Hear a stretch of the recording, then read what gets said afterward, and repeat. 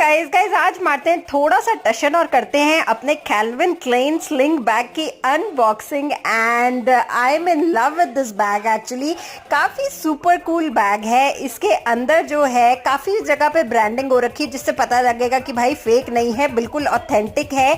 और अंदर एक मेन कंपार्टमेंट है, पीछे कॉइन्स के लिए कंपार्टमेंट है और आगे भी जहाँ पे लोगो है वहाँ पे भी एक छोटा सा कंपार्टमेंट है।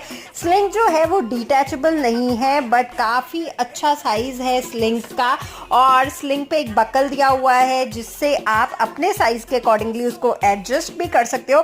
तो कहते हैं ना, जितना गुड़ डालो उतना मीठा। डेफिनेटली ये बैग मीठा तो है, बहुत सुपर कूल बैग है। आपको कैसा लगा कमेंट में जल्दी से बताओ।